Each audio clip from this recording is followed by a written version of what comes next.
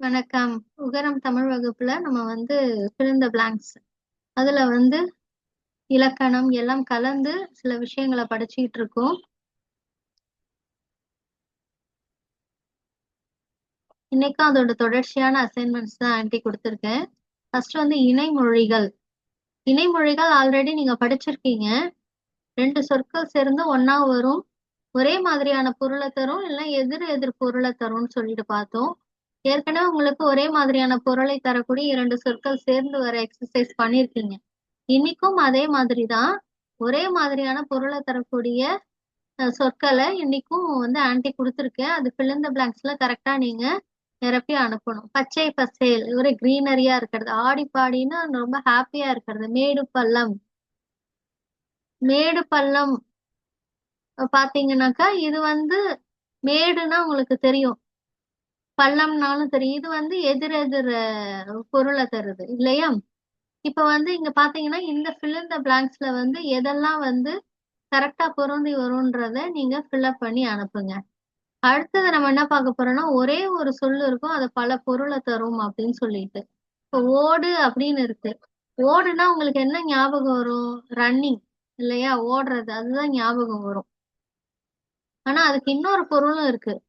என்னன்னாக்கா வீட்டின் ஓடு. அதாவது வீடு மேல என்ன பண்ணுவாங்கன்னாக்கா, இப்பெல்லாம் சீலிங் போடுறாங்க இல்லையா? கான்கிரீட்டால. அந்த காலத்துலலாம் அது அப்படி இல்லை. ஓடுன்ற ஒரு இதை வச்சுதான் அந்த வீட்டோட சீலிங்கை க்ளோஸ் பண்ணுவாங்க. சரிங்களா? அது இருக்கு பாருங்க படம். இதுதான் அந்த ஓடு. சரிங்களா? 2 மீனிங் வருது. ஒண்ணு வீட்டோட கூரையில போடக்கூடியது, அது ஓடு. இன்னொன்னு ஓடுறது. அடுத்தது பட்டம். பட்டம்னா நமக்கு காத்துல பறக்கிற பட்டம் தான் ஞாபகம் வரும். இன்னொன்னு என்னன்னாக்கா டிகிரி.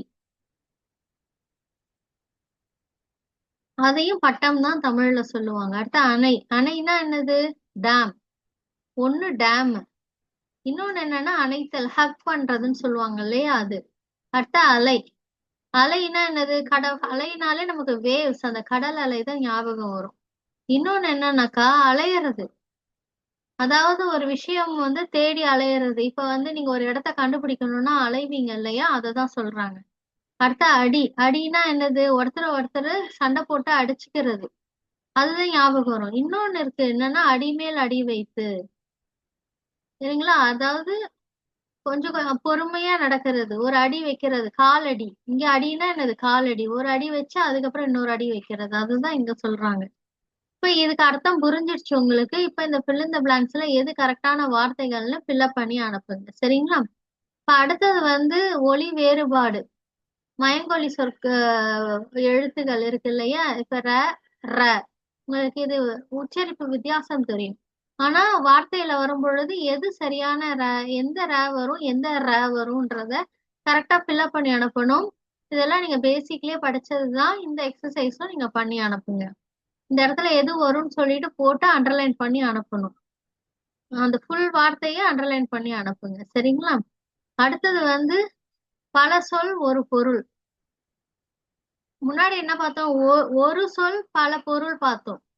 இதெல்லாம் ஒரு சொல் பல பொருள் பார்த்தோம். இப்ப பல சொல் ஒரு பொருள். இங்க பல சொற்கள் கொடுத்திருக்காங்க. வெய்யோன், பகலவன், ஞாயிறு, ஆதவன், பருதி, கதிரவன். இது எல்லாமே பல சொற்கள். இது எல்லாமே சேர்ந்து ஒரே ஒரு பொருளை தான் குறிக்குது. எதை குறிக்குதுன்னா சூரியன். அதே மாதிரி கழனி, தெரு, செய், பழனம்.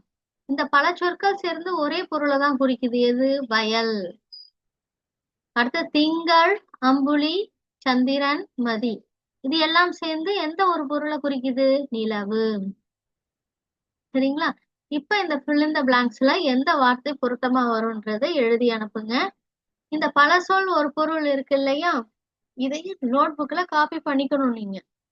சரிங்களா? ஆன்ட்டி எது சொன்னாலும் அதை காப்பி பண்ணிக்கணும். இப்ப பாத்தீங்கன்னா இந்த ஒரு சொல் பல பொருள் இருக்கு இல்லையா? அதையும் நீங்க காப்பி பண்ணிக்கணும். எப்படின்னா ஓடு அப்படின்னு எழுதி ஹைஃபன் போட்டு உதாரணம் அப்படின்னு ஒரு வீட்டின் ஓடு ஓடினான் அப்படின்னு 2 பொருளையும் நீங்க எழுதணும் நோட் புக்ல. சரிங்களா? அடுத்தது மரபு தொடர்கள். அதுவும் நம்ம ஏற்கனவே பார்த்துட்டோம். மரபு தொடர்கள்னா என்னது? ஒரு வாக்கியம் இருக்கும், அது நேரடி பொருள் தராது. இன்டைரக்டா வேற ஒரு பொருளை மீனிங்கா தரும். உதாரணமா இங்க பாத்தீங்கன்னா ஏற்கனவே அதை படிச்சிருக்கோம். இங்க இன்னும் சில வார்த்தைகள் கொடுத்திருக்காங்க. வாக்கியங்கள். கம்பி நீட்டுதல். கம்பி நீட்டுதல்னா என்னது? நம்ம நேரடியா பார்த்தா பொருள் வேற.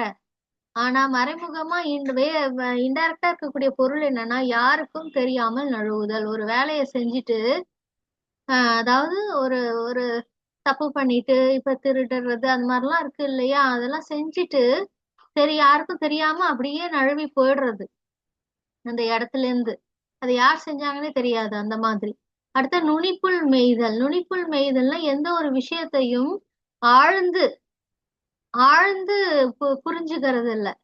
இப்போ ஒரு விஷயம் படிக்கிறீங்கன்னா அதை ஆழமா புரிஞ்சு படிக்கிறது இல்ல, மேலோட்டமா அப்படியே படிக்கிறது. அது பேர் தான் நுனிப்புல் மேய்தல். அடுத்தது கை கொடுத்தல். கை கொடுக்கும் இல்லைன்னா கை கொடுத்தல் அப்படியும் எழுதிக்கோங்க. இது என்னன்னா தக்க சமயம் பார்த்து உதவுறது. கை கொடுக்கறது அப்படின்னாக்கா இந்த இடத்துல என்ன மீனிங்னா, தக்க சமயத்துல கரெக்டான டைம்லி ஹெல்ப் அப்படின்னு சொல்லுவாங்கல்ல, அந்த மாதிரி உதவுறது. இப்ப அடுத்தது பாத்தீங்கன்னா இங்க வந்து ஒரு சில உரையாடல்கள் இருக்கு. எழில் பிரபா இவங்க 2 பேருக்கான உரையாடல். இப்போ முதல் உரையாடலை நீங்க நோட் புக்ல எழுதிட்டு அதுக்கு கீழே அதுக்கு என்ன மரபு தொடர் வரும்ன்றத எழுதணும். மரபு தொடர் இந்த 3த்துல எது வரும்னு எழுதணும். கம்பி நீட்டுதல், நுனிப்புல் மேய்தல், கை கொடுத்தல். இதுல எது வந்து கரெக்டா வரும் ஒவ்வொரு கான்வர்சேஷனுக்கும் எழுதி அனுப்பணும். இது ஏற்கனவே நீங்க பண்ணதுதான், அதே மாதிரியே செஞ்சு அனுப்புங்க. அடுத்தது மயங்கொலி சொற்கள்.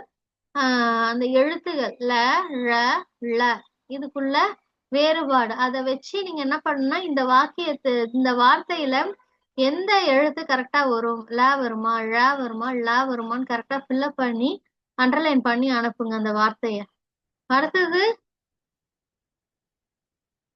இது வந்து இது fill in the blanks. இப்ப சில வாக்கியங்கள் கொடுத்திருக்காங்க, சில வார்த்தைகள் வந்து மிஸ் ஆகுது.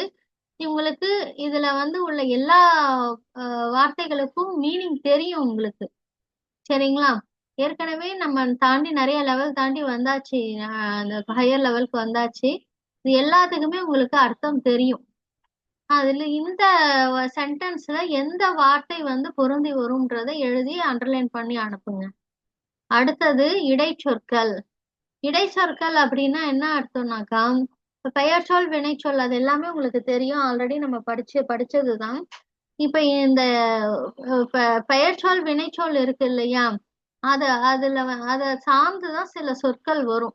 சில எழுத்துக்களோ சொற்களோ வரும்.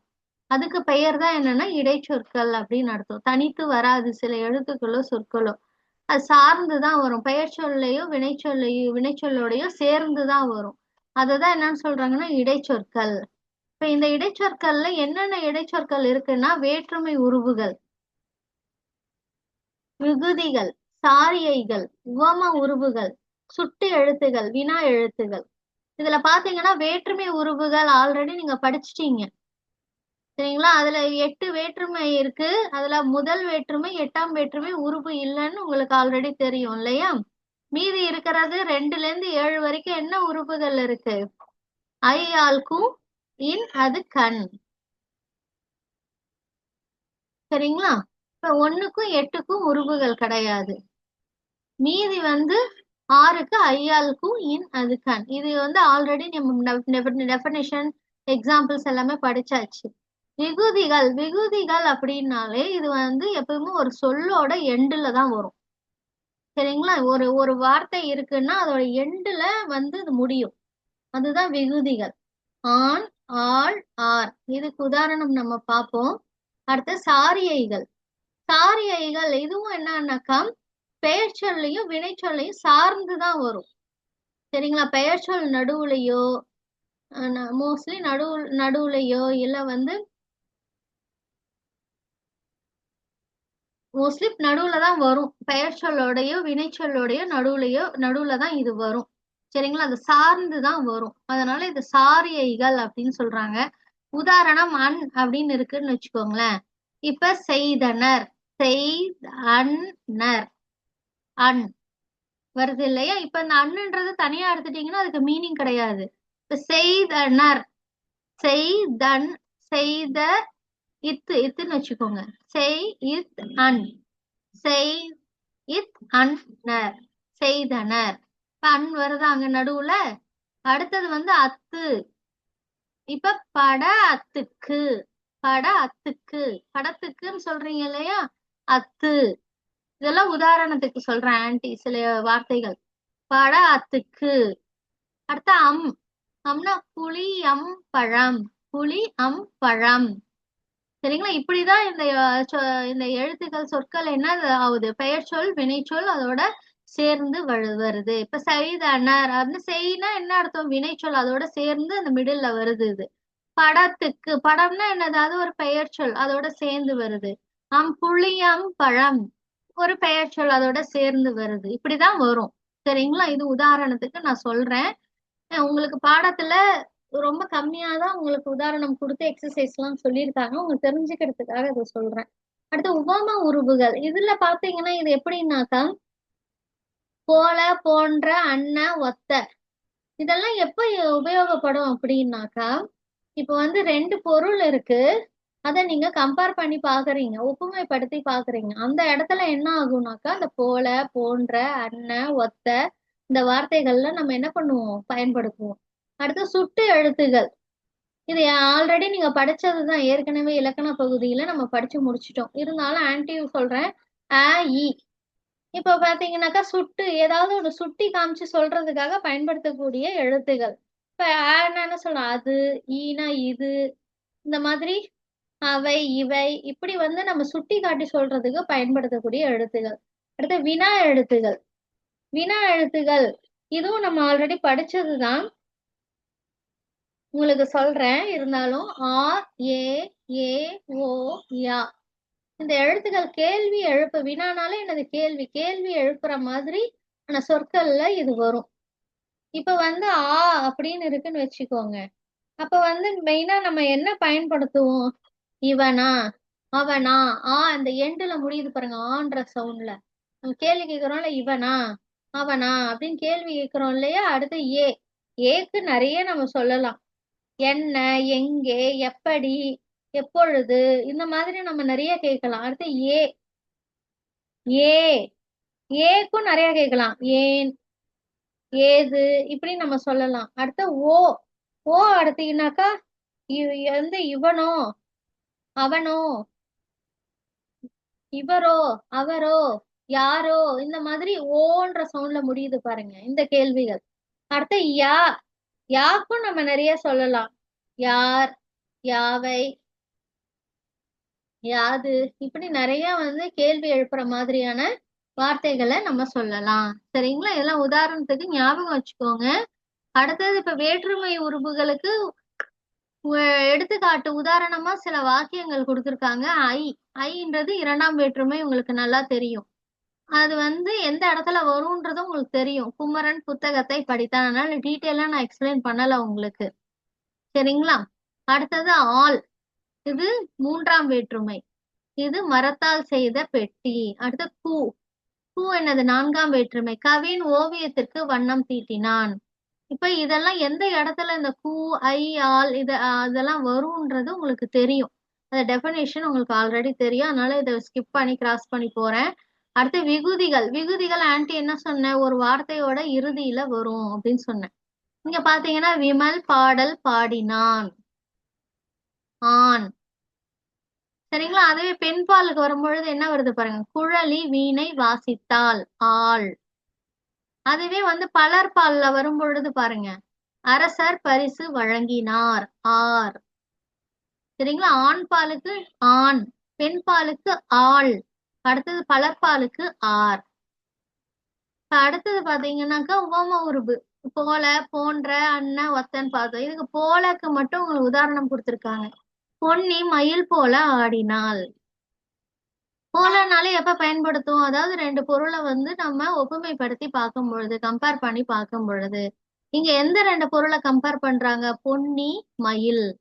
இந்த ரெண்டு பேரையும் கம்பேர் பண்ணி பொன்னி மயில் போல ஆடினாள், மயில் கூட பொன்னிய ஒப்புமைப்படுத்துறாங்க. அடுத்த முயல் மான் போல துள்ளியது, முயலையும் மானையும் ஒப்புமைப்படுத்துறாங்க. அடுத்த வீரன் புலி போல பாய்ந்தான், வீரனையும் புலியையும் ஒப்புமைப்படுத்தி இங்க சொல்றாங்க. சரிங்களா? இதான் இடைச்சொற்கள். இப்ப வந்து எக்ஸசைஸ்க்கு வந்திருக்கோம். இப்ப ஒரு வாக்கியம் இருக்கு, அந்த வாக்கியத்துல எது வந்து இடைச்சொல் அப்படின்றத ஆப்ஷனாவும் கொடுத்துருக்காங்க.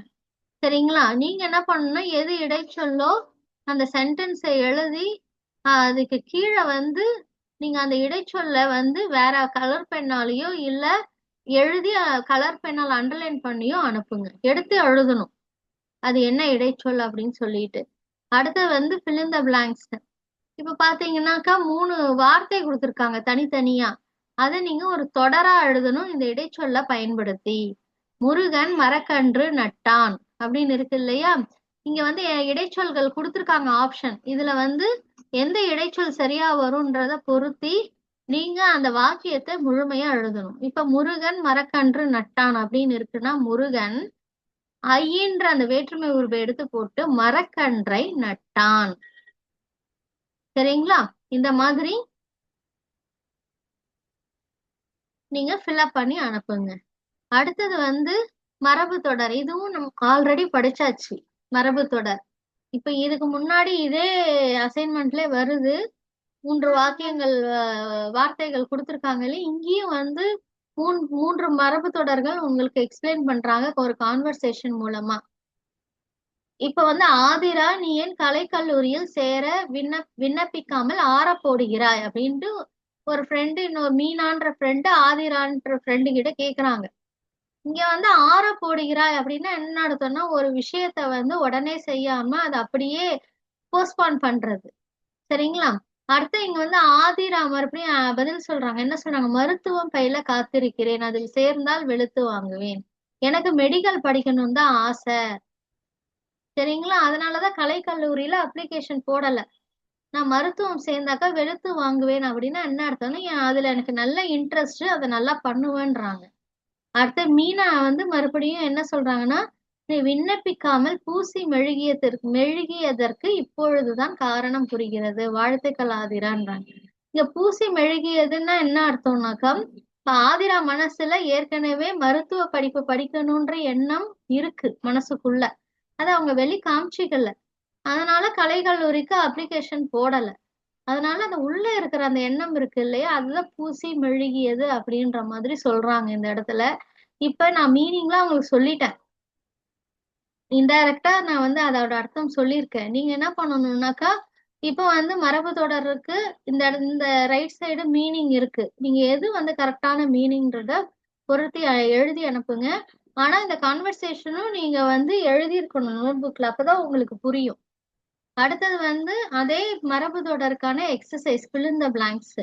அப்புறம் கான்வர்சேஷன், அம்மாக்கும் பனிமொழிக்கும் நடக்கிற கான்வர்சேஷன். இந்த கான்வர்சேஷன் எழுதி அது கீழே எந்த மரபு தொடர் இந்த 3த்துல பொருந்தி வரும்ன்றதையும் நீங்க எழுதி அண்டர்லைன் பண்ணி அனுப்பணும். இதுதான் அன்னைக்கான அசைன்மெண்ட். ரொம்ப ஈஸி தான் இது. ஃபாஸ்டா சூப்பரா பண்ணி அனுப்புங்க. தேங்க்யூ.